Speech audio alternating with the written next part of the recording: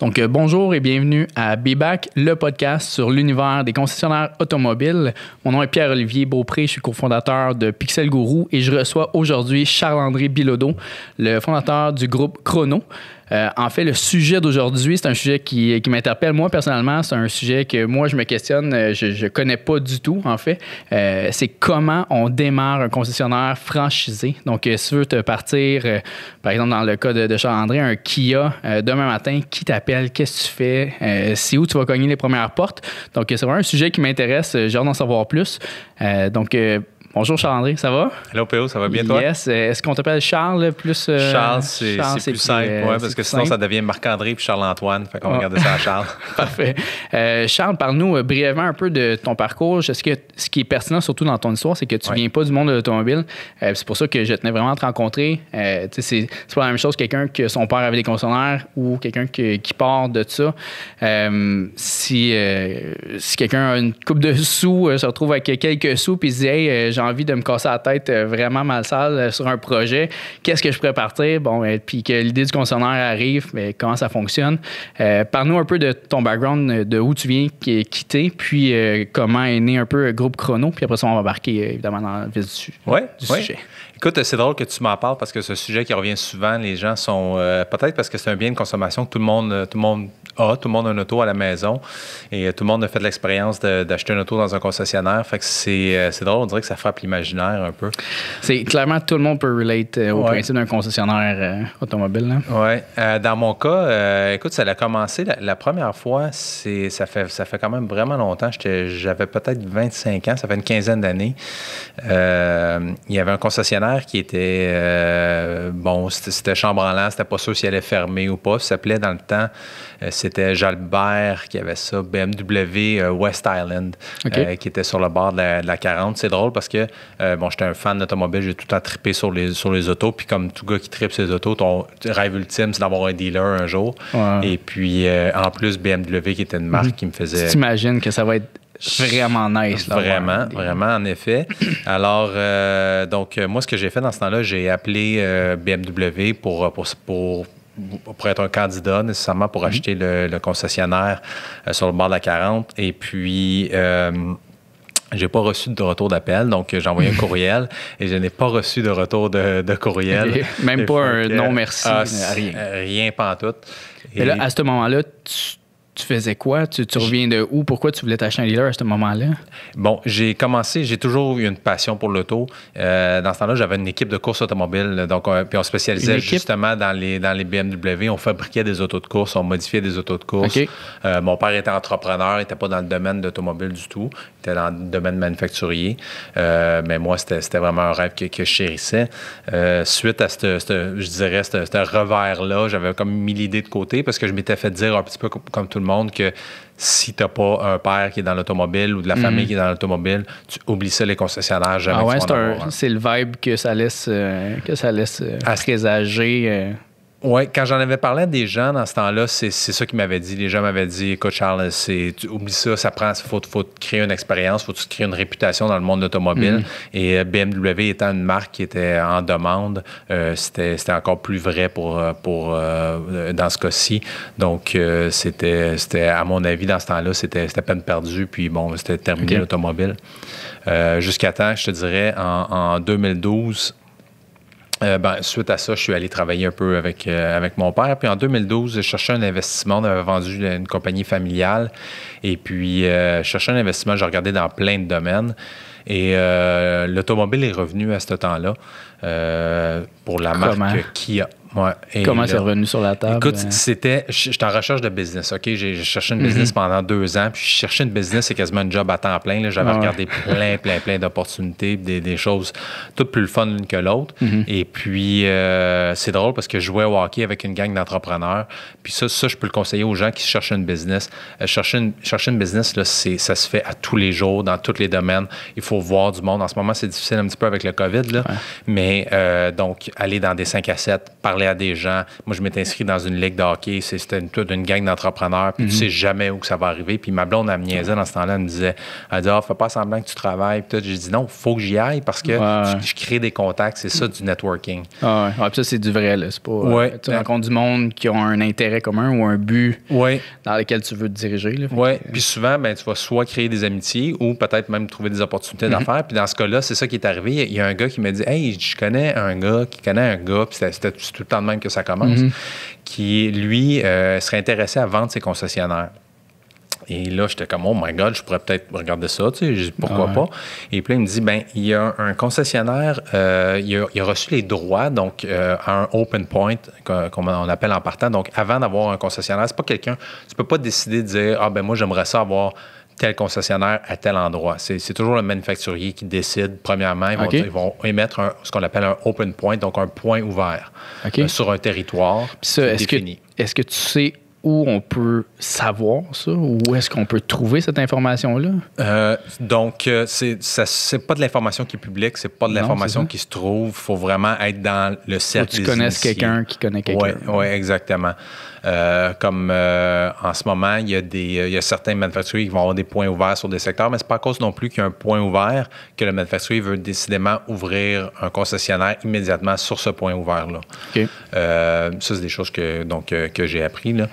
Et puis Mario, dans ce temps-là, il me dit, il voulait, donc il avait obtenu les droits pour le point ouvert Kia qui était à Chambly. Et puis, il avait dit, écoute, on va... il voulait pas l'ouvrir finalement. Il avait changé de voie, puis il voulait s'en aller dans un autre domaine. Puis il m'a dit, Charles, je vais te vendre le point ouvert avant même que le concessionnaire soit ouvert. Faut penser que moi, j'ai zéro expérience dans l'automobile. Je sais pas comment faire. Je suis un entrepreneur, puis je suis capable de me débrouiller. Je connais les autos parce que j'ai fait de la course automobile. Je suis confortable avec le côté mécanique. La vente, ça vient naturel un petit peu chez moi. Ça reste que c'est un concessionnaire. Puis là, faut que tu le répliques avec une équipe, puis c'est pas toi qui vends tous les chars, qui fait toutes les transactions, qui s'occupe de tout. J'ai jamais vendu une auto. Fait que je sais pas comment faire. Donc, moi, je parle à Mario, puis je lui dis, Mario, j'aimerais ça que tu restes avec moi pendant un bout. Je vais rentrer avec toi comme partenaire, puis quand ça va bien aller, puis quand je vais avoir appris un petit peu comment ça fonctionne, après ça, je rachèterai tes parts dans le concessionnaire. Puis on en est arrivé à une entente. Et puis, il a accepté. Fait que j'étais bien content. Mario étant quelqu'un qui avait déjà eu des concessionnaires? Oui, Mario Rivet, qui avait des concessionnaires sur la Rive-Sud. C'est quelqu'un qui a eu beaucoup de succès, qui a roulé sa bosse dans le domaine des concessionnaires. Il y en a eu plusieurs, d'ailleurs. Et puis, il voulait s'en aller à la retraite puis passer à d'autres choses, comme n'importe quel homme d'affaires. Donc, ce que j'ai fait suite à ça, je connaissais quelqu'un qui avait un concessionnaire à Saint-Jean-sur-Richelieu et je l'ai appelé. Et puis, concessionnaire Saint-Jean Hyundai. Et puis, c'était... un petit concessionnaire. Oui, quand même un gros dealer. Puis, il a été vraiment, vraiment cool avec moi. Je lui ai dit, écoute, je veux apprendre le métier, je veux voir comment ça se fait, je veux vendre des autos. Fait qu'il a dit, viens-t'en, Charles, viens-t'en. Puis, il m'a ouvert les portes de son concessionnaire. Puis, j'allais vendre des chars dans des chars. Est-ce que tu avais déjà le Kia de parti ou c'est avant le Kia n'était pas encore parti. Avant d'ouvrir le Kia, j'ai dit, il faut que je me mouille les mains, il faut que je sache un peu c'est quoi. Et puis, ça a super bien été. J'ai aimé ça, j'ai appris. J'ai su c'est quoi vendre une voiture. J'ai su à quel point c'est difficile quand même. Tu sais, quand tu as vendu des chars, tu peux vendre bien des affaires. Oui, exactement. Parce que, puis la première, là, je ne sais pas si tu t'en souviens, mais c'est la première personne que tu rencontres, le premier client, je vais m'en souvenir toute ma vie, mais maudit que tu es nerveux. Puis là, après ça, tu réalises que finalement, ça revient tout le temps un petit peu pareil au même. Là, mais bon. La première fois, il a dit oui. Je fais quoi? Va chercher le permis. OK, attends, je reviens. J'étais tout nerveux. J'en revenais pas qu'ils disent oui, qu'ils me disent oui à moi. Mais Et fait que finalement, on est... donc, j'ai travaillé peut-être 3 ou 4 mois avec François Duquette chez Hyundai, d'ailleurs. Allô, François, c'était bien le fun. Et puis, on a ouvert le Kia. Mario est resté avec moi. Sa femme a travaillé avec moi aussi. J'ai appris beaucoup avec eux. Et puis, ça a été après ça de rouler le concessionnaire. Je dois dire une chose. Je me suis fait approuver. Donc, tu as différents niveaux d'approbation. Donc, quand tu as un concessionnaire, donc le manufacturier, ils veulent parler à une personne.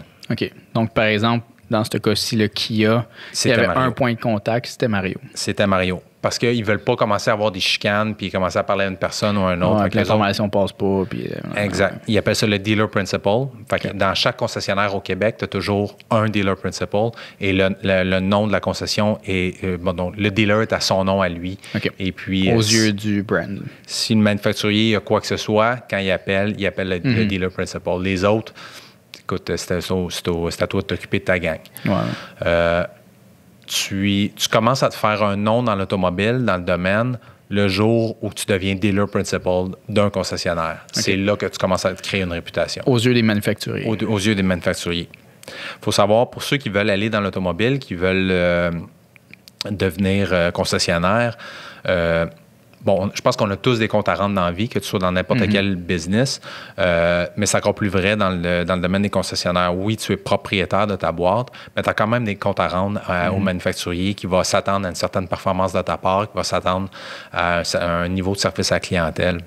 Un certain standard d'image, puis de tout aussi, là, qui devient de plus en plus rigoureux là, avec le temps, là, surtout dans les dernières années.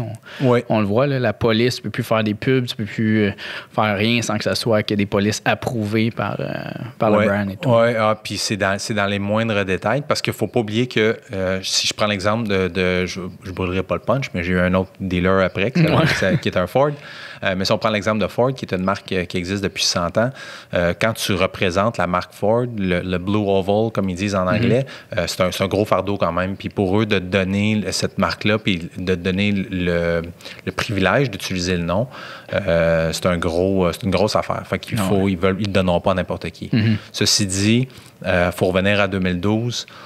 Moi, je suis rentré chez Kia. Je suis rentré comme partenaire. Je n'étais pas dealer principal, mais j'étais partner dans un dealer, dans l'équité d'un concessionnaire.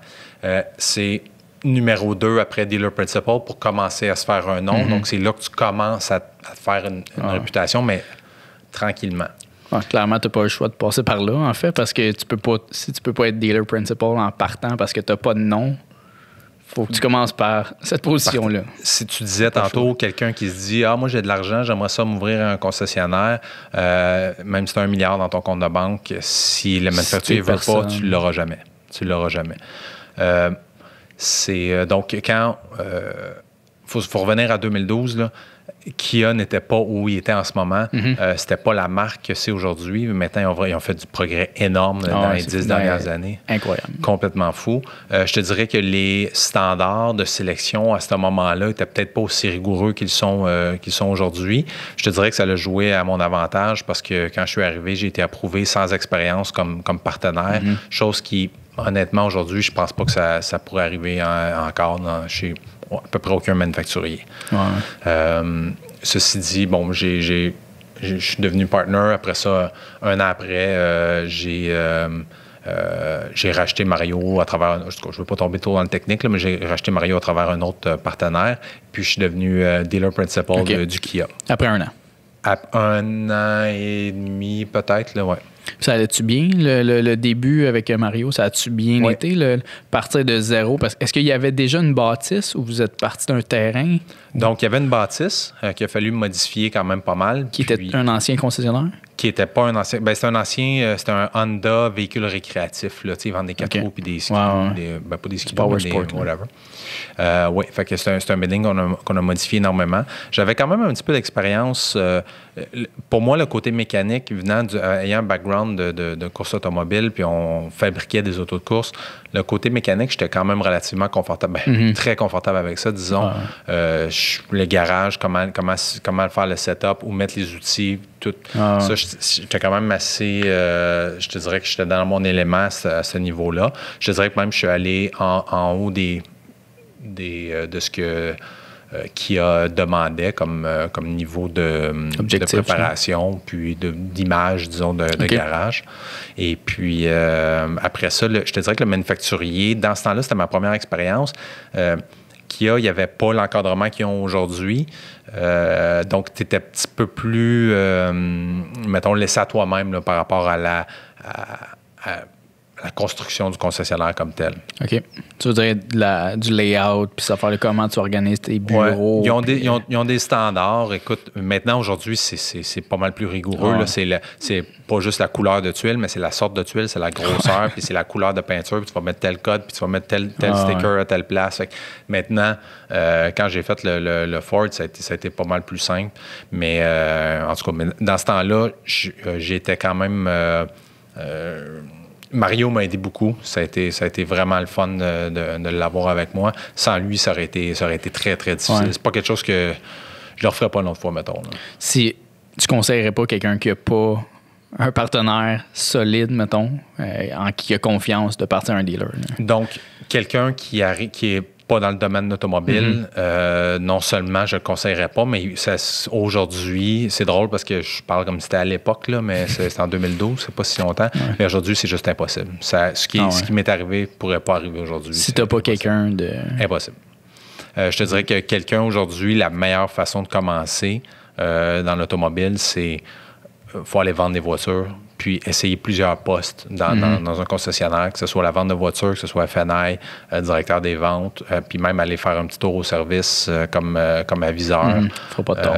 C'est vraiment bon de comprendre l'écosystème du concessionnaire. Puis est-ce que quelqu'un, par exemple, qui a été DG pendant 15 ans d'un concessionnaire pourrait appliquer pour ouvrir un autre concessionnaire et être dealer principal, ou tu penses que ça... Ça se fait. Ça se fait. C'est pas impossible. C'est des choses qui sont déjà arrivées. Ce qui arrive, c'est qu'aujourd'hui, je te dirais que les normes, ça coûte tellement cher ouvrir un concessionnaire. Là, parce qu'il y a deux volets. Ouais. Tu as le volet Open Point, qui est ouvrir un concessionnaire à zéro dans un territoire vierge pour la marque. Et puis, il y a le volet acheter un concessionnaire qui existe déjà. C'est sûr que quand tu es un DG, les performances du concessionnaire te sont attribuées en général parce que c'est toi qui gères le concessionnaire. Ouais. Donc, tu es capable de faire une démonstration de tes habiletés. Donc, oui, ça peut arriver. Ça peut se faire. Ça peut arriver. Sauf que... pour acheter un concessionnaire, donc je conseillerais à un DG qui a du succès, puis ça va bien, puis il veut voler de ses propres ailes, puis avoir son propre concessionnaire, je lui conseillerais fortement de regarder pour quelque chose d'existant. Ouais. Partir à zéro, ça coûte cher. Pas mal plus rough. Ouais. T'as fait les deux, non? Donc, non, dans les deux cas. Donc, on a ouvert le Kia. Et puis, suite à ça, c'est drôle parce qu'une couple d'années après, je voyais grand, je voulais ouvrir d'autres concessionnaires, puis il y a eu l'opportunité pour Porsche sur la Rive-Sud. Okay. Donc, moi, je m'étais dit, Porsche, c'est une marque de rêve pour bien des gens. Les démos sont le fun. Oui, les démos. Mais c'est drôle parce que j'avais déjà dit à M. Hébert que j'aurais aimé ça avoir la marque, puis M. Hébert, il dit, Charles, il dit... ça coûte pas mal moins cher avoir l'auto qu'avoir le dealer. Ah ouais? M. Hébert étant le propriétaire de Park Avenue. Hein? Oui, exactement. Ouais, Norm Hébert. Fait que je t'ai dit, j'avoue que ça coûte moins cher si t'acheter le char que le dealer. Ah, effectivement. Donc, dans le cas du Porsche, le concessionnaire n'était pas ouvert. Et puis, moi, j'ai appelé le manufacturier à plusieurs reprises. Et il faut savoir que j'étais un dealer principal à ce temps-là, mais d'un concessionnaire Kia. Pas que c'est...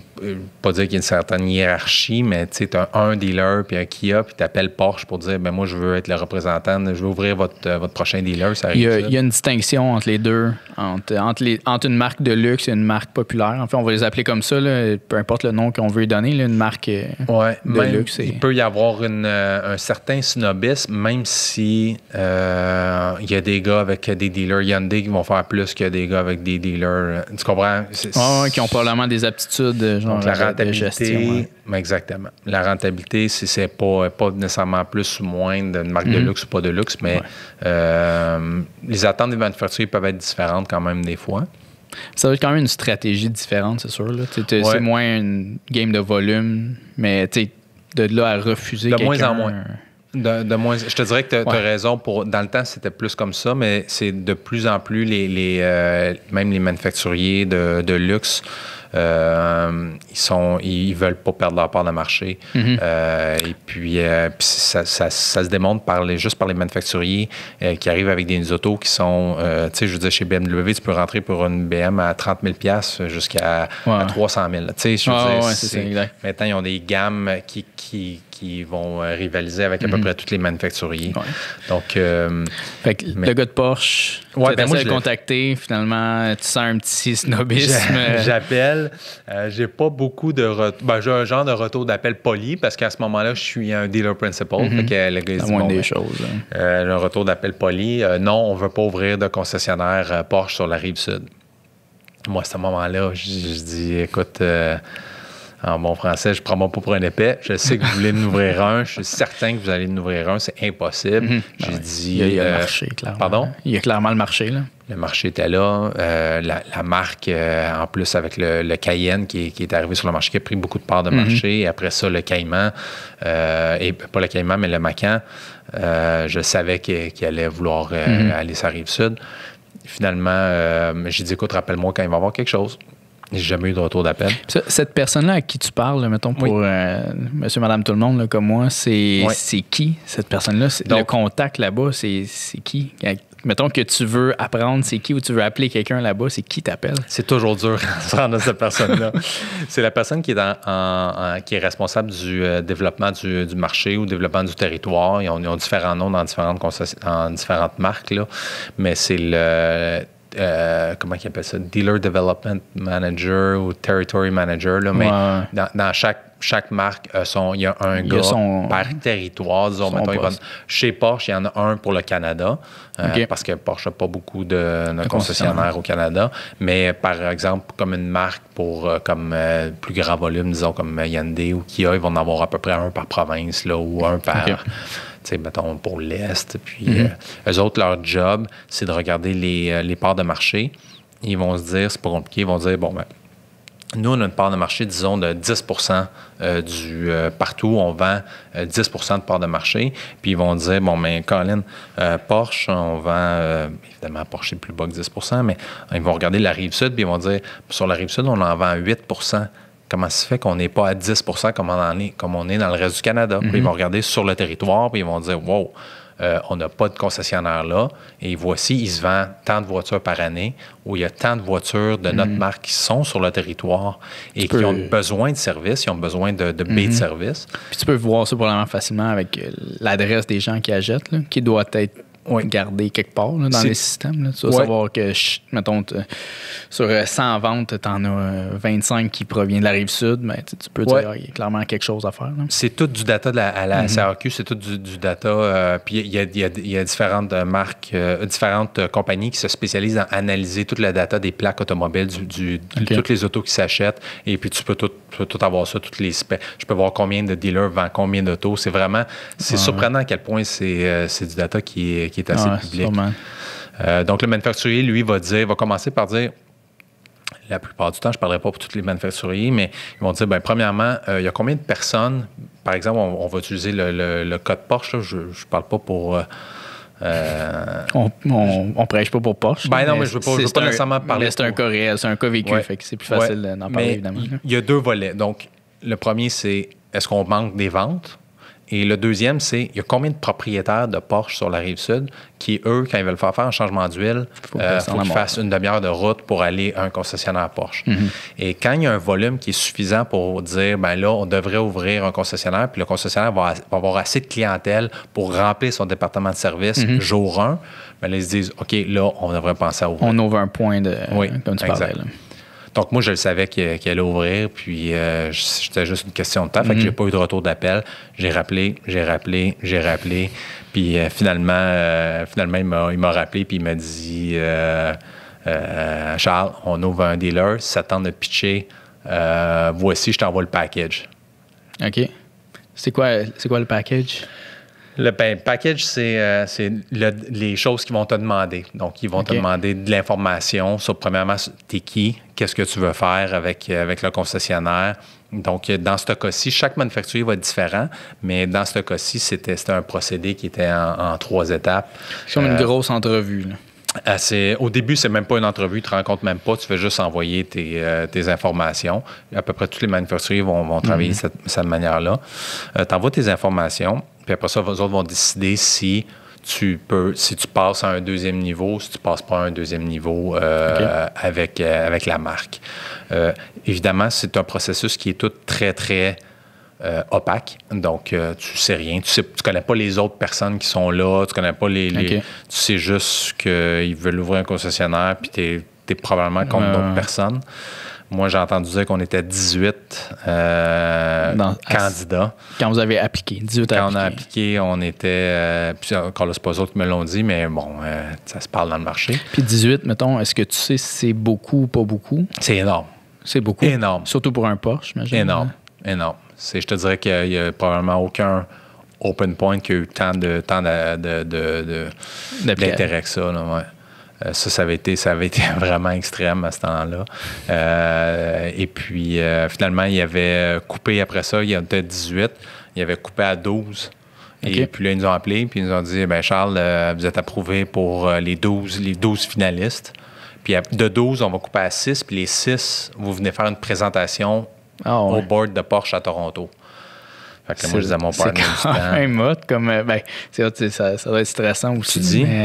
Stressant comme... Puis à chaque étape, tu as des choses de plus à fournir, puis on avait des présentations à faire, puis on avait comme tout un plan d'affaires, mais quand même assez exhaustif à faire.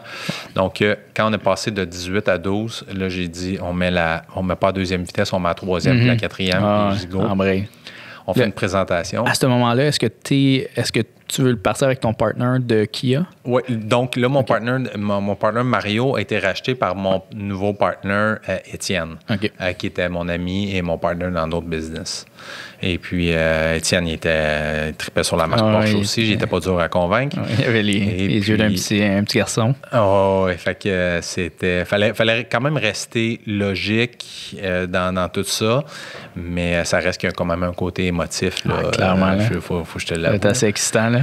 Oui. Fait que finalement, à 12, ils nous disent, on renvoie les documents qu'ils nous demandent, puis ils disent, écoute, vous avez été sélectionné pour les 6 qui vont venir présenter à Toronto. Et puis, c'est feeling. Incroyable. Le feeling, faut présenter. Donc, on avait-tu une demi-heure? En tout cas, on avait un temps, c'était comme très, très strict. À dire, bon, peut-être 1 heure. On avait une présentation à faire. Puis, qu'est-ce que tu présentais dans la présentation? Donc, nous, on avait loué un hélicoptère pour filmer le site. On avait filmé, écoute, c'était la folie. Là. Vous avez mis la totale. Là. On avait fait une vidéo, on avait une présentation PowerPoint avec plein de data qu'on avait sorti sur le marché. On avait fait des montages. Fait quelque chose d'une présentation complètement folle. Et puis, je me rappellerai toujours, on a fait la présentation, puis j'ai le président de Porsche Canada dans ce temps-là qui vient me voir, puis il me dit, Charles, il dit « Outstanding presentation ». Un petit velours. Hey, Colin. Puis, juste un petit aparté là-dessus, c'est drôle parce qu'il y a des gens qui me parlent des fois d'être... je parlais avec ma gang, mes employés, puis parce que, bon, maintenant, mes concessionnaires, comme tu sais, je les ai vendus. J'ai vendu les 2 concessionnaires, mais... souvent, d'être à l'heure, à quel point c'est important, tu sais. Puis souvent, on va être à l'heure pour les choses qui nous importent le plus. Et puis, dans ce cas-ci, je dis toujours, quand on a fait cette présentation-là, c'était à 1h de l'après-midi, 23 février, 1h de l'après-midi. Puis là, je disais à ma gang, je dis, savez-vous à quelle heure je suis arrivé? T'sais, pour être là à 1h l'après-midi, je commande d'avance que j'étais à Toronto, je commande d'avance que je suis arrivé. Je suis arrivé 1 heure d'avance, 2 heures d'avance, puis tout. J'étais arrivé 24 heures d'avance. Puis j'avais loué un hôtel qui était l'autre bord de la rue de où on faisait la présentation. Pour être sûr que tu n'as pas d'impondérable. Tu peux pas... Il n'y aura pas de trafic, il n'y aura pas rien. J'y allais à pied. Je prenais même pas de charge. Je voulais même pas qu'il y ait un flat, qu'il y ait n'importe quoi. J'y allais à pied. Et 24 heures avant, j'étais avec mon partenaire. On était dans la chambre d'hôtel. On pratiquait notre pitch. On l'a refait, puis on l'a fait, puis on l'a fait dans la chambre d'hôtel. T'en souviens-tu encore de ton pitch? Encore pas mal. Puis des fois, je le regarde encore dans mon ordinateur. Parce qu'il est filmé? Ben non, mais je dis ma présentation, je l'ai. Puis c'est drôle parce que c'est des bons souvenirs. Ceci dit, après ça, on a été sélectionnés pour les 3 derniers. Puis finalement, on a fini dans les 3 derniers. Fait que c'était quand même un petit velours. Ouais. Je te dirais que c'était une déception, mais en même temps, une super belle expérience que j'ai déjà que tu sois rendu là, c'était quand même excellent, là, vu le background et compagnie. Tu n'avais pas une expérience, tu n'avais pas 15-20 ans en arrière de la cravate comme dealer principal, tu n'avais pas une marque de luxe. C'est ça. Que tu trouves dans les 3 derniers, c'était exact. Un sharp. Là. Puis, le Kia, c'est que quand j'ai ouvert le Kia, quand je suis rentré partner tout de suite, j'ai jamais passé à travers aucun processus parce que c'est Mario qui avait reçu le Open Point. Donc, moi, j'avais pas passé ce processus-là. Je suis juste devenu... J'ai envoyé mes papiers que j'avais remplis avec une petite expérience puis un petit CV, mais ils m'ont approuvé pour être partner avec Mario. Donc, j'avais pas eu ce stress-là comme tel. Ouais, de faire le processus vraiment. Oui. Et puis, fait qu'on l'a pas eu. Fait qu'on est revenu à la table à dessin. C'est qui l'a ouvert, finalement? Qui l'a eu? C'est Lauzon. Lauzon qui ont eu la marque. Je suis bien content pour eux autres. Je pense qu'ils représentent bien la marque Porsche. Ils ont fait un magnifique concessionnaire. Et puis... je trouve ça le fun en plus, puis qu'ils ont utilisé plein de nos idées. Fait que... pas des droits d'auteur. Mais non, mais quand tu fais ça, je veux dire, tu le fais avec toutes les meilleures idées que tu as, puis tout ce que tu mets tout ce que tu peux sur la table. Oui. Fait que vous écoutiez les pitchs des autres? Vous aviez accès? Non, mais c'est que je le voyais par après, puis je voyais un petit peu qu'est-ce qu'il y avait comme inspiration, mais en même temps... je pense que quand je regarde ça aujourd'hui, je pense que c'était les meilleures personnes pour avoir la marque. Et puis, après, quand tu te donnes l'information, un peu à toi, tu sais, ça devient l'information publique, puis ça appartenait à Porsche, puis ils ont fait ce qu'ils voulaient avec, puis j'étais bien content pour eux, là, tu sais. Puis, donc, après ça, c'est là que l'idée du Ford est arrivée, c'est ça? Oui, pas tout de suite après, mais oui, pas longtemps après. Écoute... après ça, je suis revenu dans mon Kia, revenu sur le plancher. OK, on va retourner vendre des autos. Puis parce que veux pas, comme n'importe qui, tu te crées des attentes, tu t'imagines. Puis bon, finalement, j'avais un de mes amis qui était DG dans un dealer Porsche. Puis c'est drôle parce que je suis allé le rencontrer plusieurs fois par rapport à ça pour discuter un petit peu c'est quoi la marque, c'est quoi la philosophie du manufacturier. Puis j'étais assis dans son bureau, puis on regardait le showroom, puis il y avait une belle Porsche qui était parkée devant son bureau. Puis je dis, my God, ça doit être le fun de travailler avec ces autos-là dans ta face. Puis je vais m'en rappeler, il me Charles, il dit, c'est toute la même poutine. Fait que là, j'ai fait comme, vendre des autos, là, il dit, ils sont plus belles, ils sont toutes, mais c'est toute la même affaire. Ouais. C'est que ce soit... Le principe reste le même, là. Les gens veulent toujours payer, avoir le meilleur prix possible, que ce soit une Porsche, que ce soit une BM, que ce soit une Kia, que ce soit une Hyundai, que ce soit une Honda. Donc, c'est toujours compétitif. C'est toujours un secteur où tu te battes contre les autres. Puis il y a beaucoup de mon expérience, des gens que je connais, là, comme quand tu vas dans les marques de luxe, souvent les gens négocient peut-être de façon plus ardue. Je pense que les gens... Il y a beaucoup de gens de business, il y a beaucoup de gens qui sont plus... Ils sont habitués. Non, ils gèrent souvent des petites négos, fait que c'est plus challengeant, mettons, les négos, souvent dans des grosses marques comme ça. Oui, c'est ça. Puis les gens sont prêts à se déplacer aussi. Quand tu payes 200 puis 300 000 pour une voiture, les gens sont prêts à faire du chemin. Moi, après ça, j'ai dit... C'est quoi, on va continuer, on va essayer de faire le mieux qu'on peut avec notre concessionnaire. Puis quand il y aura une autre opportunité, ça sera ça. Finalement, est venue l'opportunité du Ford. Moi, j'étais à la base, puis ça peut donner peut-être un petit tip pour les gens qui veulent ouvrir un concessionnaire. Mais moi, j'étais au courant d'un concessionnaire qui voulait vendre son Ford. Je sais qu'il y avait... En tout cas, il y a toujours des rumeurs dans l'industrie de l'automobile. Tu sais jamais vraiment qu'est-ce qui est arrivé, mais j'avais entendu dire qu'il avait peut-être vendu 1 ou 2 fois et que les nouveaux acheteurs n'avaient pas été approuvés par le manufacturier. Parce qu'il faut savoir que tu ne peux pas vendre ton dealer à n'importe qui. Il faut que le manufacturier approuve ton acheteur. OK. Fait que je me suis dit, moi, je vais aller voir la marque Ford, puis je vais essayer de me faire approuver avant d'aller... Comme une préapprobation hypothécaire. Là. Exactement. Puis après ça, je vais aller magasiner. Et après ça, quand je vais aller voir cette personne-là, si je vais dire, écoute, moi, je suis préapprouvé, ça il n'y aura pas de niaisage. J'ai mon papier, je t'offre ça, go. Exactement. Et puis, finalement, je suis allé chez Ford. J'ai fait tout le processus. Je te dirais que c'est un processus qui était très, très intense aussi. Ah ouais? Ford, c'est une marque ultra sérieuse. Je te dirais que c'est une quoi des le marques... processus? Pardon? C'est quoi le processus, mettons? Donc, c'est de remplir. Écoute, tu as des feuilles à remplir, c'est une, puis un autre, puis un autre, puis un autre, puis un autre, puis ils font des background checks, puis ils regardent qu'est-ce que tu as fait. Et c'est surtout aussi qu'est-ce que tu as fait dans ton concessionnaire. Ils regardent 3 choses, je te dirais, principalement. Les manufacturiers vont regarder est-ce que tu fais tes parts de marché?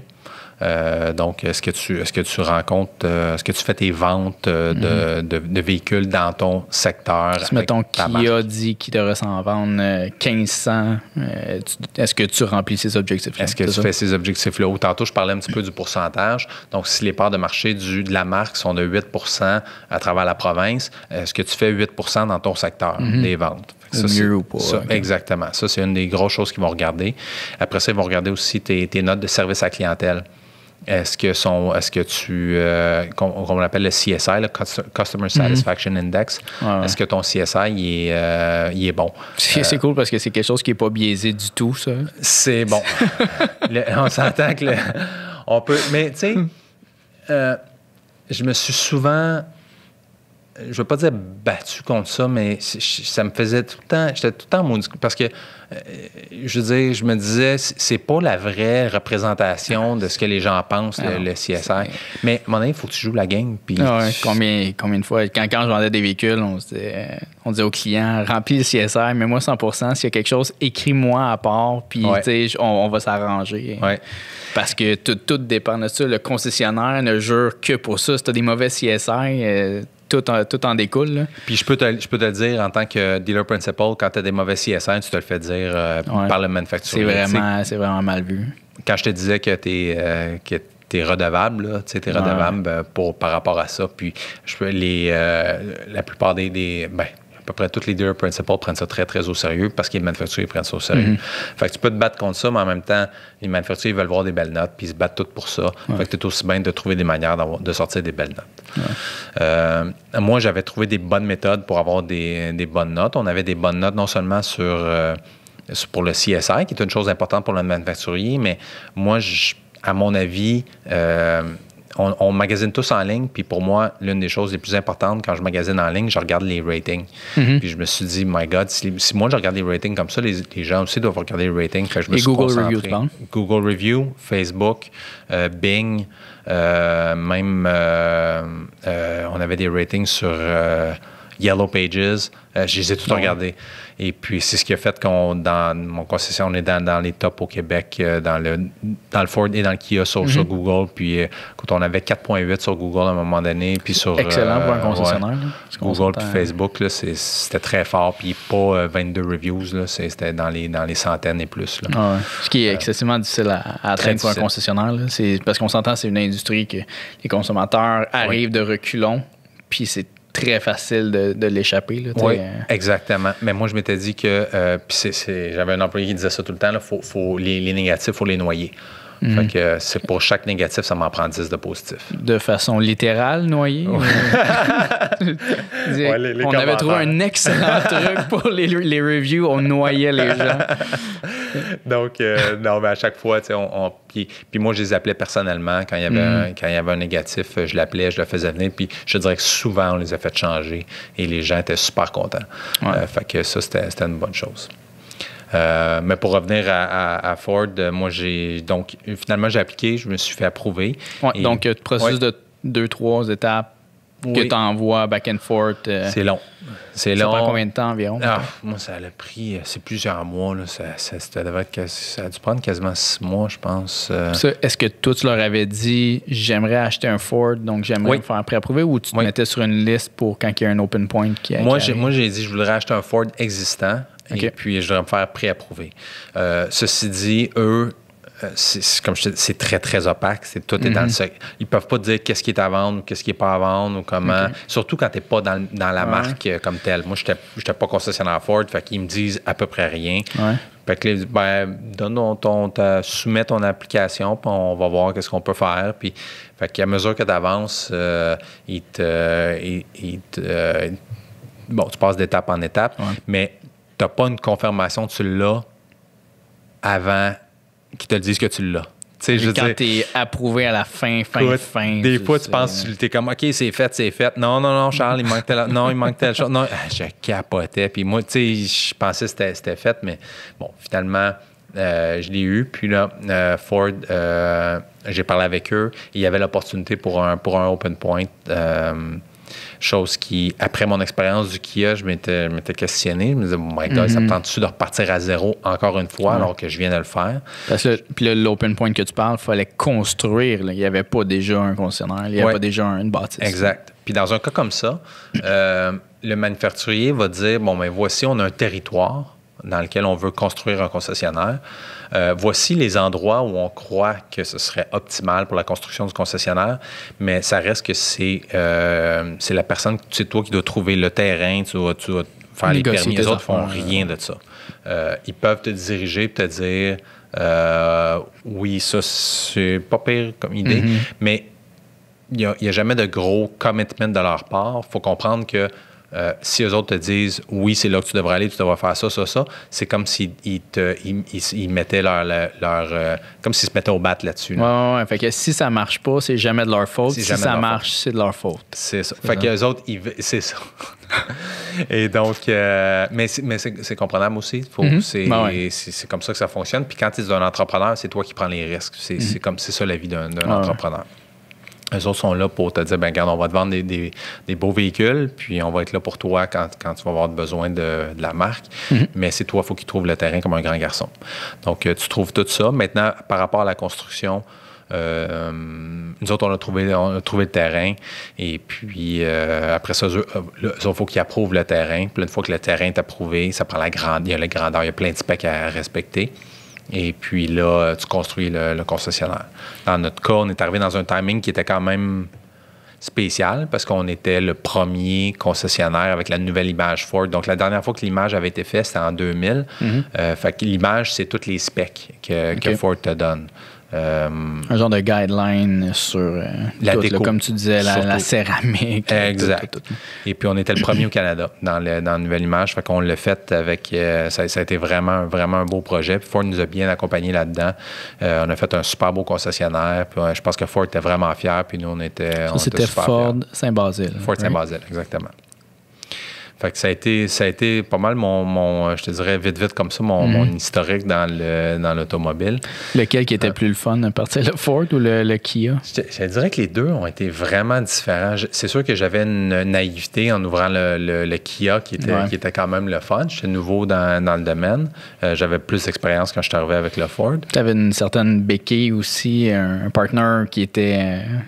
Ça fait moins peur un peu. Oui, c'est sûr que j'étais pas tout seul. J'étais pas tout seul là-dedans. Après, je te dirais que quand j'ai ouvert le Kia était pas au niveau, comme je t'ai dit, en 2012 où ils sont aujourd'hui. Le support était peut-être un peu moins là. C'est sûr que quand je suis arrivé puis j'ai ouvert le Ford, c'est une... même si, comme je te dis, Kia fait des véhicules exceptionnels, c'est une belle compagnie, puis je pense qu'ils vont aller à des places exceptionnelles dans le futur, mais ça reste que Ford, c'était des grands garçons. Puis quand je suis arrivé dans la famille, j'ai fait comme, oh my God, c'est un autre niveau de support. Et c'est une marque établie depuis... C'est une marque qui est très, très établie. Les employés qui sont là, c'est drôle. Ça fait, Jean, ça fait 30 ans qu'il est chez Ford, puis lui, ça fait 42 ans qu'il est chez Ford, puis ils ont tous beaucoup d'expérience. C'est sûr que je me sentais plus encadré quand j'ai ouvert le Ford. Puis... Day one, là, tu pars, OK, ils t'ont approuvé ton terrain. Là, tu pars avec une construction, j'imagine qu'ils ont eu à dire un peu sur la construction, sur qu'est-ce que tu allais utiliser, comment tu allais designer un peu tes affaires. Est-ce qu'ils doivent approuver ça aussi? Donc, ils approuvent toutes les grandeurs, toutes les finis. On appelle ça spec, là, mais tout est specé. Donc, la tuile, tu vas utiliser telle tuile, les tables, tu vas utiliser telle table. Je veux dire, c'est de A à Z, tout est déterminé. Puis il y a une firme de design avec laquelle tu travailles. Donc, c'est pas directement Ford, c'est avec les designers qui sont engagés par Ford. Et eux vont t'aider aussi dans dans l'aménagement de ton concessionnaire. Ouais. C'est sûr que c'est toi qu'il faut qu'il fasse tes plans. Il faut que tu aies ton architecte. Et puis, mais eux autres vont t'aider quand même beaucoup avec le design. Quand tu donnes les specs à ton architecte, il va savoir quoi faire. Puis, après ça, eux autres, par exemple, il faut que Ford donne son stamp. Puis il faut que, par exemple, la grosseur du concessionnaire va avec la grosseur du territoire. Et puis, pour être capable de servir les clients de ce territoire-là aussi au service, par exemple. Donc, c'est sûr que il y a des territoires où il va y avoir besoin de plus de baies de service que d'autres places parce qu'il y a plus de clients sur la zone. Donc, tu n'as pas le choix, tu n'as pas la liberté de dire je veux un concessionnaire avec 35 vendeurs puis 75 baies de service. Il y a quand même une limite à ce que tu peux faire ou ce que tu peux. Tu as un minimum. Tu as un minimum. Mais tu n'as pas de maximum. Tu n'as pas de max, OK. Oui, mais c'est sûr que si eux autres, ils se disent hey, tu vas être bien trop overkill avec 35 bits de service, ils vont te dire hey, tu vas en avoir bien trop, tu dépenses pour rien. Okay. Par contre, ils vont te donner un minimum. Ils vont dire si ton territoire, c'est 15 bits de service minimum, il faut que tu aies 15 bits de service. Okay. Une des raisons pour laquelle, par exemple, si on parle du code Ford, une des raisons que Ford voulait ouvrir un concessionnaire là, c'était pour les parts de marché, mais c'était aussi pour être capable de desservir les clients, parce qu'il y avait énormément de clients sur ce territoire-là qui avaient besoin d'une place. Il manquait de baies de service. Donc, j'imagine que les gens avoisinants, quand ils appelaient dans les concessionnaires avoisinants, ils appelaient, puis ça prenait 2 puis 3 semaines pour avoir un rendez-vous. Fait que c'est ça. Oh ouais. Donc, acheter le terrain, ensuite la bâtisse. Oui. Puis à partir de là, c'est quoi la prochaine étape? Là, t'as la bâtisse, t'as la clé, t'as le brand, tout le monde est prêt. Là, j'imagine que tu avais engagé ton monde tout avant ça. Là, pendant la construction, ça prend combien de temps une construction de concessionnaire en moyenne à peu près? Là? Je suis sûr que ça va varier. On l'a fait rapidement. Nous autres, ça a été à peine 6 mois. Là. Je te dirais que ça a été quand même... Comme ground up, là. Oui, à peu près. Ça a été super vite. J'ai eu la chance. Moi, j'avais déjà un autre concessionnaire. Donc, c'est pour ça que si tu es pour ouvrir un open point, je te conseille d'avoir d'autres concessionnaires parce que, premièrement, j'avais des gens, moi, qui savaient un petit peu comment je travaille, qu'est-ce que je voulais faire. Et puis, eux, je leur avais partagé qu'on allait ouvrir un autre concessionnaire. Et ils sont rentrés et je leur ai dit, tu vas prendre le département des ventes, tu vas prendre le département de service. Tu as pris des bons employés clés de un pour aller au moins starter l'autre place. J'avais, par exemple, département de service, j'avais mon directeur du service et puis j'avais un gars en dessous qui était comme presque assistant directeur.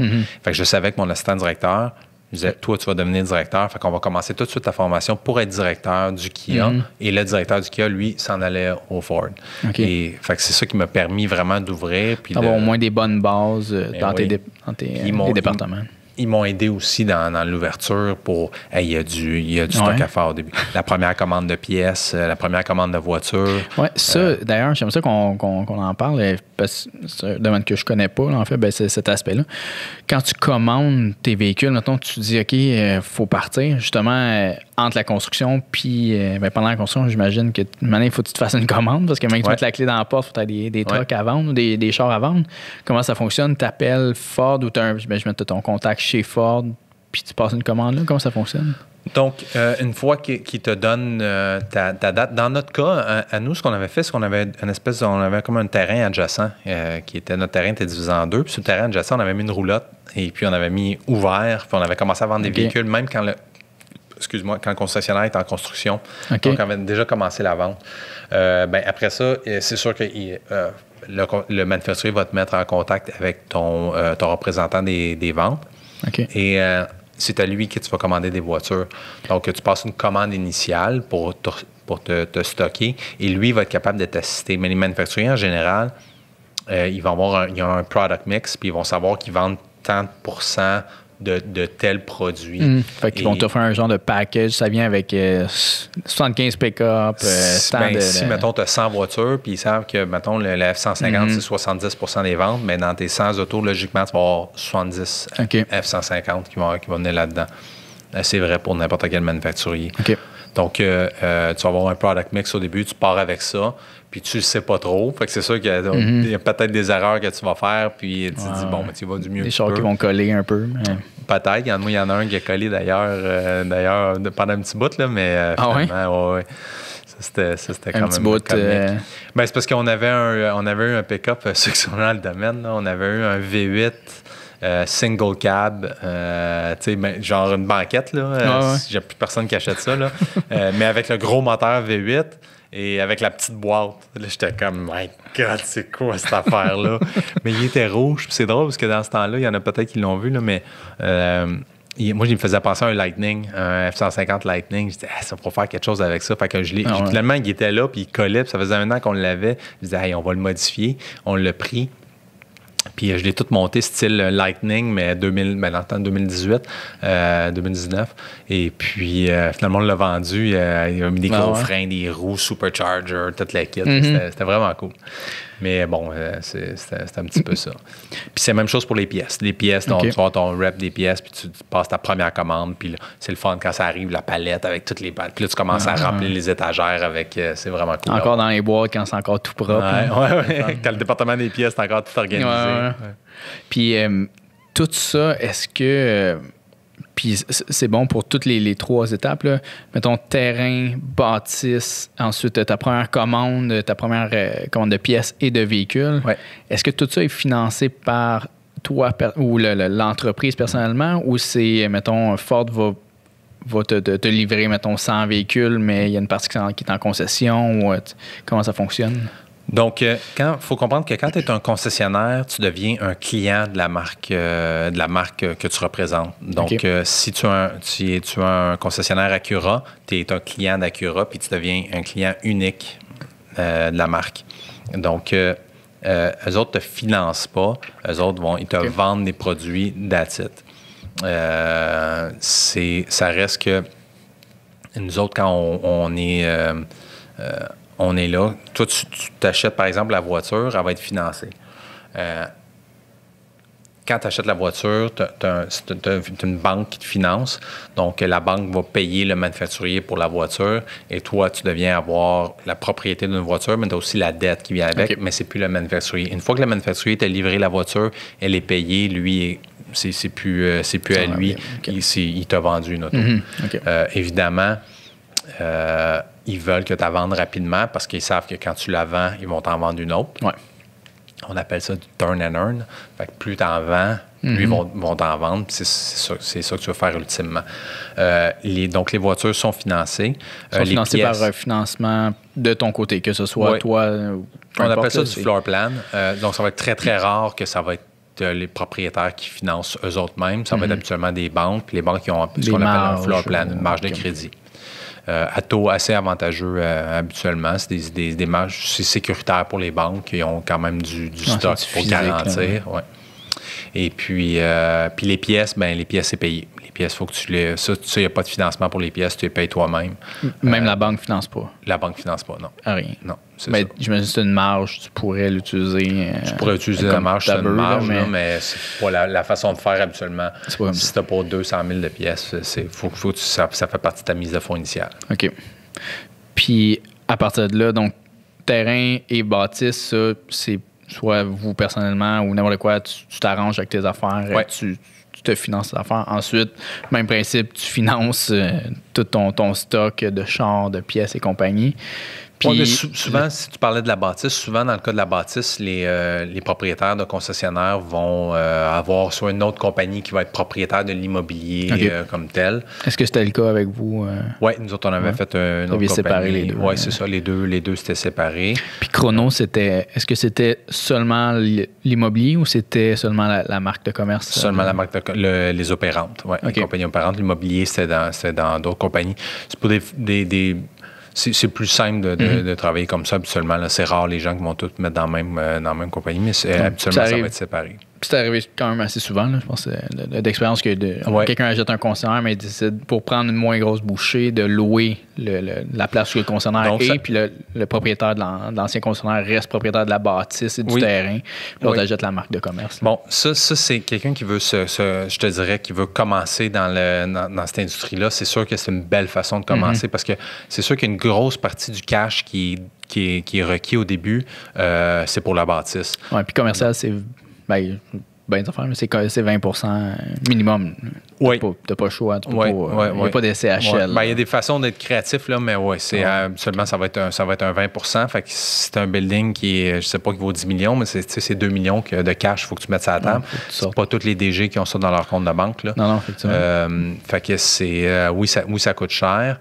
Et une manière de faire ça, souvent, c'est que s'ils achètent un concessionnaire existant, c'est de dire, je vais acheter ton fonds de commerce et puis ta bâtisse, je vais te la louer avec une option d'achat dans quelques années. C'est une option qui est vraiment considérée pour quelqu'un qui veut arriver dans le domaine. Là.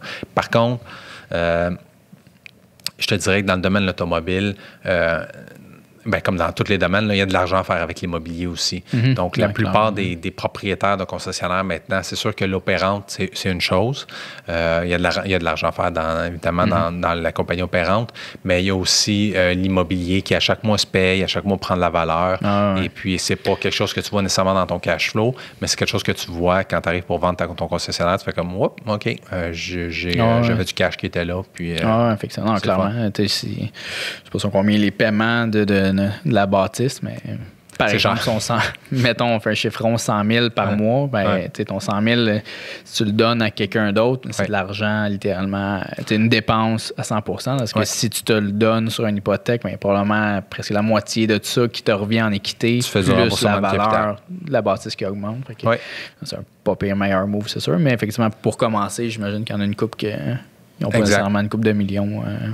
Puis combien ça peut valoir une marque? Mettons que tu aurais vendu juste le Ford, mettons, mais juste la marque de commerce. Là, c'est pas le cas. Tu as vendu les deux, je pense, récemment.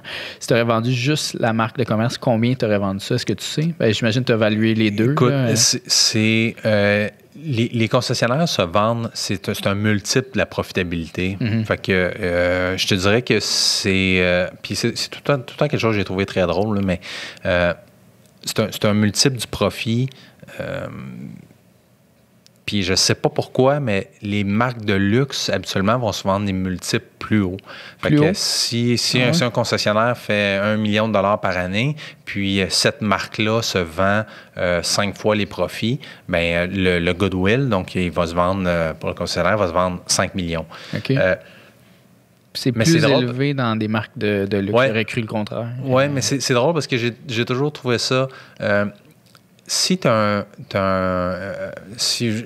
puis je dis n'importe quoi, là, OK, mais si on dirait, mettons, que Hyundai se vend 6 fois les profits, puis qu'il y a un gars qui a un concessionnaire Hyundai puis qu'il vend 6 fois les profits, donc il vend 6 millions, c'est bien, mais si on dit que, par exemple, on prend l'exemple d'un Porsche, puis si on dit qu'un Porsche se vend 10 fois les profits, donc il se vendrait 10 millions, mais 1 million de profit, c'est 1 million de profit. Le 1 million, il ne sait pas, lui, qui est Porsche ou qui est Hyundai. Il reste 1 million. Fait que je te dirais qu'il y a un côté émotif par rapport aux entrepreneurs par rapport à ça, parce que je te dirais qu'il y a en tout cas, à mon avis, du profit, c'est du profit, mais ça va dépendre des marques. Donc, je te dirais que ça se vend entre les plus bas, peut-être à 3-4 fois les profits, jusqu'à presque 10 fois les profits. Tu sais. Ça va dépendre, j'imagine, de la stabilité de la marque, de la longévité. Par exemple, un Toyota, j'imagine que ça doit valoir plus de fois le profit. Le multiple doit être plus élevé parce que c'est une marque qui est très stable et qui risque de perdurer dans le temps, tandis que, par exemple, on recule dans le temps. Kia était une marque qui avait, si on recule, là, aujourd'hui, c'est plus la même réalité, mais il y a 10 ans, qui était peut-être plus risqué, en fait, là, que tu savais pas trop est-ce que Kia va percer vraiment comme il faut au travers du Canada ou non. Là.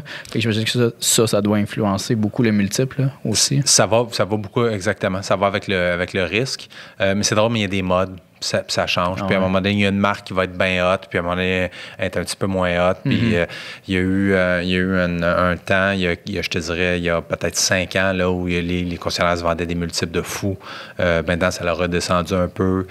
Donc, ça va dépendre du territoire aussi. Il y a des territoires qui sont très hot pour certaines marques. Il y a d'autres territoires qui sont moins hot pour d'autres. Non, effectivement. Tu vas à Val-d'Or, d'après moi, ton Porsche, il ne vaut pas la même chose que. Il n'y a pas de Porsche, mais. Non, c'est vrai. Mais je pense, aussitôt que tu passes Mont-Laurier, il n'y a plus de concessionnaires de luxe Je pense qu'il y en a vraiment. Ça se peut, ouais. J'en ai fait pas mal là, de routes au travers du Québec. Puis effectivement, quand tu montes dans ces régions-là, si tu veux un Mercedes, même un Mercedes ou un BM, faut que tu descendes, je pense, à Sainte-Agathe, le plus proche. Je te dirais par contre que les concessionnaires en région sont quand même très intéressants parce que quand tu as un concessionnaire qui est, je dis n'importe quoi, là, mais tu as un concessionnaire qui est à Drummondville, puis si tu as par exemple un Toyota à Drummondville, la personne qui veut s'acheter un Toyota, si elle l'achète pas chez vous, il faut qu'elle fasse quand même de la route, il faut qu'elle se déplace. Donc, tu as un marché qui est quand même captif.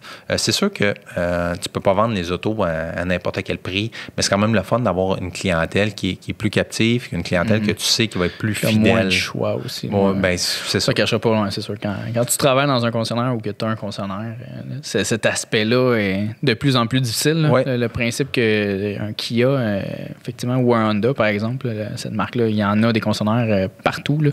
Fait que le consommateur a le choix. Fait que c'est là que la ronde de lait part, puis que tu as le client qui te revient avec lui, me l'a fait à 2 piastres de moins par mois, puis lui, puis tout le monde se baisse les culottes un après l'autre pour finalement que personne fasse de profit au bout de la ligne. C'est un principe dans l'automobile qui me fascine encore aujourd'hui, qui existe puis que ça fonctionne comme ça. Je comprends pas que c'est pas uniformisé en haut puis que c'est les mêmes prix pour tous, puis que vous n'avez pas à gérer avec ça. Ça fait... Puis le consommateur aussi n'a pas besoin de gérer avec ça. T'sais, un gars comme toi puis moi, ça va nous faire plaisir d'aller dans un concessionnaire puis négocier, puis s'asseoir, puis on va aimer cette partie-là, fort probablement. Mais je garantis que ma blonde, ça va s'asseoir dans un concessionnaire, c'est la partie qui fait le plus peur, puis elle haït aller magasiner juste pour ça, parce que ça fait aucun sens. T'sais. Pourquoi? Je sais que tu me le vends trop cher, mais dans sa tête, c'est trop cher, mais c'est pas trop cher. Si tu l'as moins cher que le prix affiché, c'est pas normal, c'est pas supposé. Je te dirais que à mon avis, ça va changer dans les prochaines années. C'est quelque chose on va s'en venir plus vers premièrement, la vente en ligne, là, ça va prendre un prix unique. Ça va être ça le prix. Et ce qui va arriver avec ça, c'est que les voitures seront pas moins chères, puis ils seront pas plus chers. Puis les clients, ils vont pas, les gens font rire parce qu'ils font on va acheter directement du manufacturier, on va des meilleurs prix. Mais oui, c'est vrai que les autos sont pas chères chez Tesla, hein, puis tu achètes directement du manufacturier. C'est ridicule. Puis la marge des concessionnaires, c'est de 1000 $. Fait que de dire qu'on va sauver de l'argent si on achète directement, par exemple, de Ford, ton F-150, tu le paieras pas moins cher. Tu vas payer le même prix que tu le payes en ce moment. Et c'est juste que tu vas avoir un moins bon service si tu n'as pas le concessionnaire qui est là pour t'aider. À mon avis, il n'y a personne qui est mieux placé. Puis les concessionnaires qui font le mieux puis qui donnent le meilleur service, souvent, c'est des concessionnaires qui sont... puis là, c'est totalement mon avis, là, mais qui en ont juste un. Parce que il faut savoir que s'il y a des gens qui sont intéressés d'aller dans l'automobile, il y a beaucoup de monde qui ont vu les propriétaires qui passent les hivers en Floride puis qui se la coulent douce puis tout, mais c'est pas ça, mon concessionnaire. Si tu veux être propriétaire d'un concessionnaire, si tu veux être dealer principal, il faut que tu saches que c'est un job que tu t'achètes. Là. C'est full-time, il faut que tu sois dans ton concessionnaire à chaque jour, puis il faut que tu t'en occupes. Les gars qui passent les hivers en Floride, premièrement, c'est moins le cas maintenant, mais aussi c'est des fois des dealers que ça fait 40 puis 50 ans qui existent. C'est ça quelque part d'autre. Donc, avant d'être là, il va y avoir du jus à mettre. Ceci dit, pour revenir au sujet, tu parlais des concessionnaires, je pense que avec l'avènement surtout là, avec la pandémie, le shopping en ligne, je pense qu'il va en avoir de plus en plus des manufacturiers qui vont se diriger vers là et ça va être bon pour le client, ça va être bon pour le manufacturier, puis ça va être bon pour les concessionnaires de dire, bon, ben moi ce que j'avais pensé comme stratégie, c'est de dire, bon, mais t'es dans un...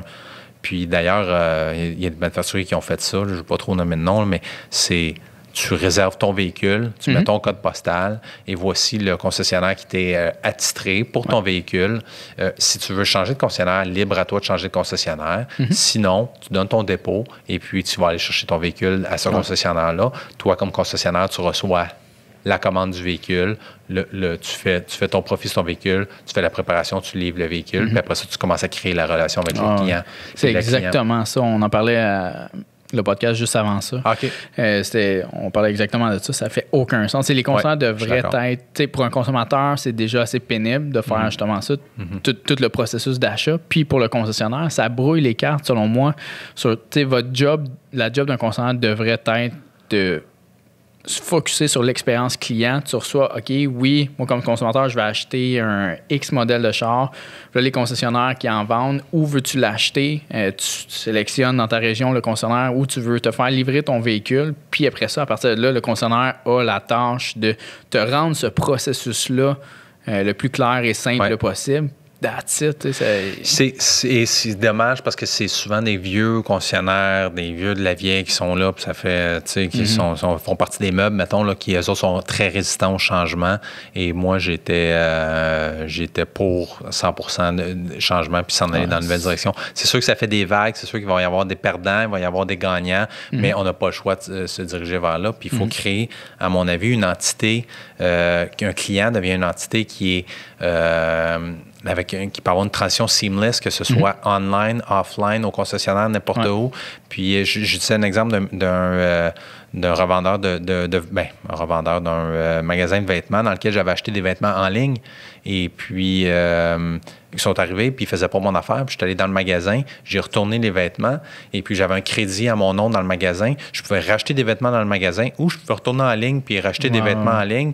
Et puis, il n'y avait pas de différence. C'est moi, c'est Charles-André, que je sois dans le magasin ou que je sois online, il n'y en avait pas de différence. Puis, je pense que les concessionnaires, les manufacturiers, il faut qu'ils aillent là. Mais les manufacturiers, il faut savoir que, comme je t'ai dit tantôt, quand tu es un concessionnaire, tu es un client du manufacturier, et les manufacturiers veulent faire attention à leurs concessionnaires aussi. Puis, ils peuvent pas...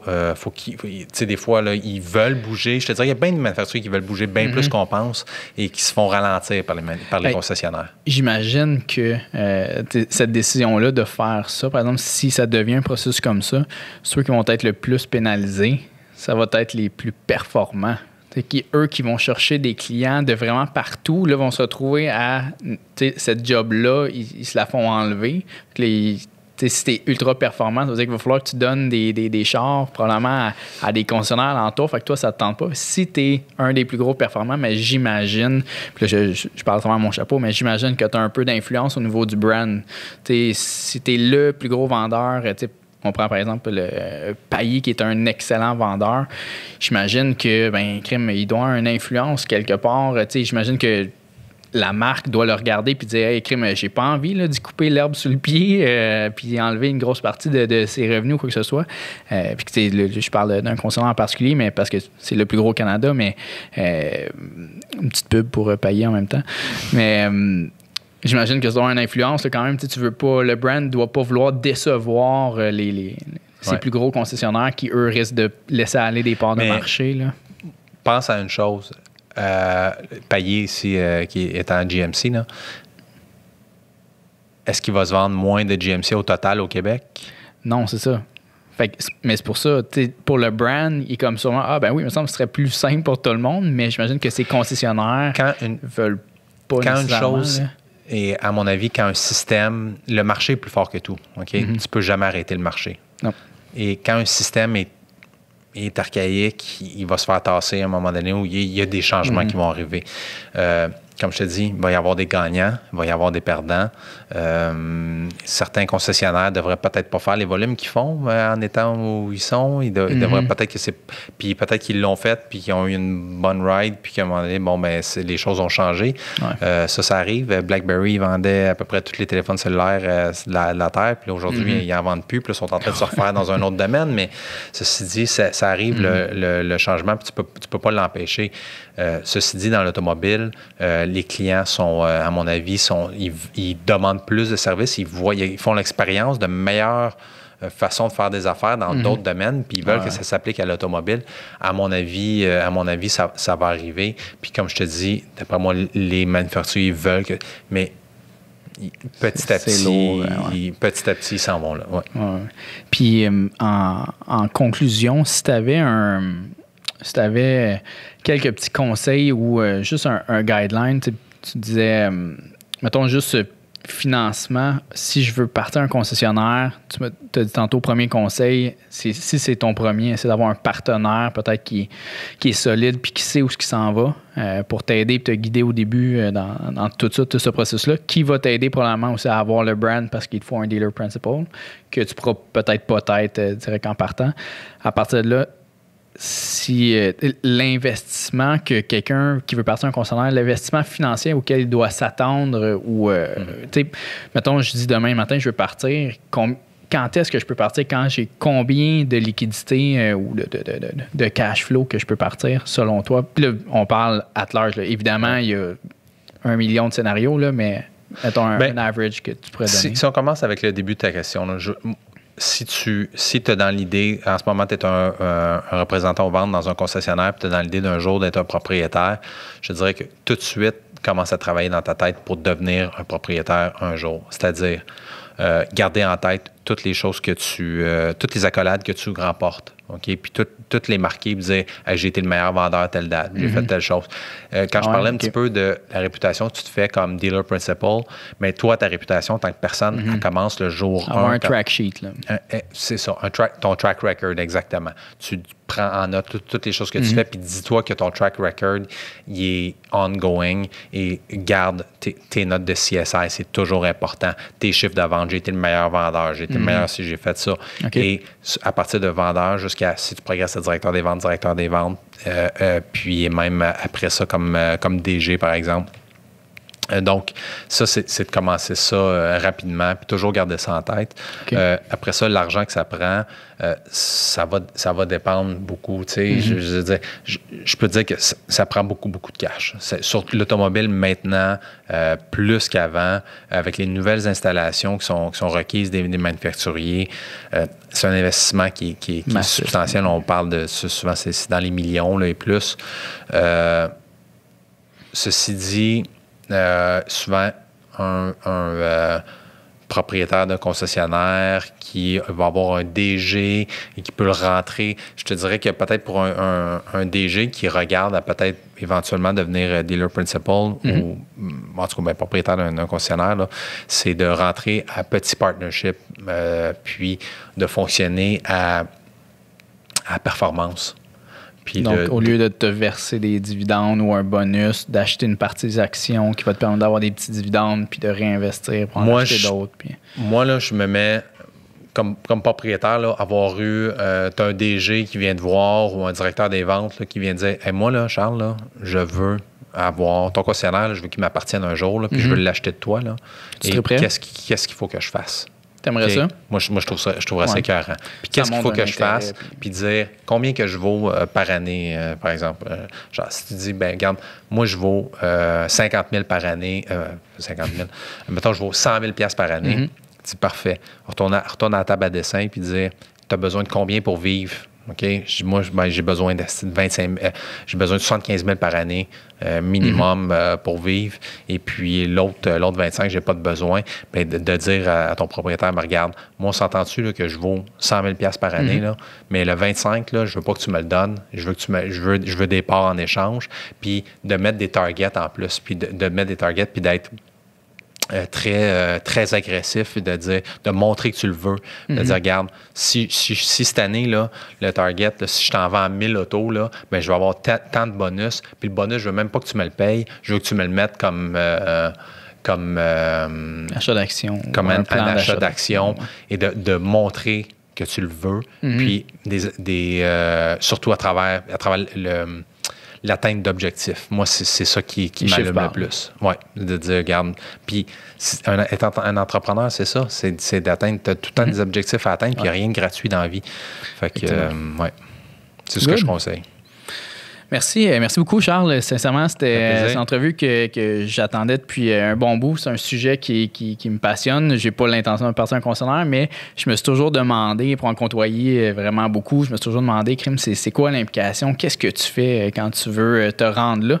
Puis la conversation, je pense qu'elle va en aider quelques-uns à peut-être mettre les choses au clair. Surtout la dernière partie, je trouve ça vraiment pertinent pour quelqu'un qui est dans ce monde-là puis qui aimerait avancer, mais qui sait plus ou moins comment s'y prendre. Je pense que c'est une excellente façon de le faire. Donc, merci beaucoup à tous pour l'écoute. Si vous voulez nous suivre, évidemment, sur Facebook, Instagram, LinkedIn, Be Back Podcast. Donc, merci beaucoup. Puis, on se refait ça bientôt, Charles, mais qu'on puisse se voir en vrai. On ira prendre un verre. Parfait. Mon plaisir. Salut. Bye-bye.